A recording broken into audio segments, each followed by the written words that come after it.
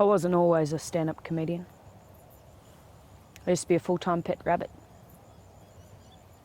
Before that, I was just an ordinary bush rabbit. Can't remember much about being a bush rabbit. Probably because nothing ever happened. The mum saw me at some point on the road and she freaked out. "What the fuck is that?" The girl had me on her lap. She said, "It's a rabbit." And the dad looked at her through the rearview mirror. "A rabbit?" "Yeah, I rescued him. He was in a trap." "But that's what traps are for. Rabbits. Would you just watch the road, please? Look, it's a pest. What the hell did you bring it into the car for?" "It is a pest," confirmed the dad. "It's not even a native Australian animal." "But it's just a baby." "Oh, okay. Well, why don't we stop for all the dying baby fucking cane toads too then, for fuck's sake?"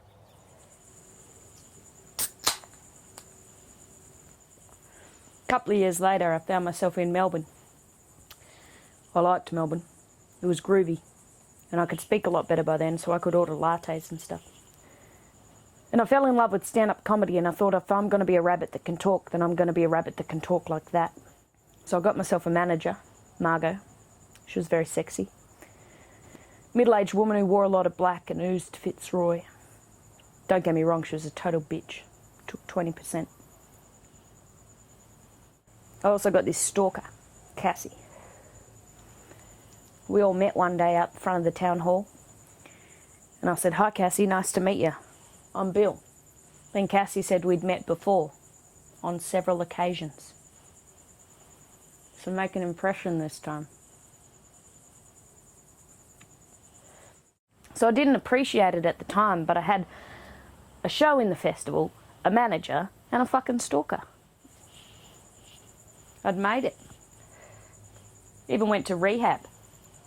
Well, Margot dropped me off at a national park with an audio copy of Eckhart Tolle's The Power of Now. I guess the idea was for me to meditate with marsupials for a couple of days. But I decided to do a bit of stand-up that night, a preview for the Possums. It was the worst gig I've ever done. Kookaburras stopped laughing. I had my pre-festival panic attack and I cried under a gum tree until morning.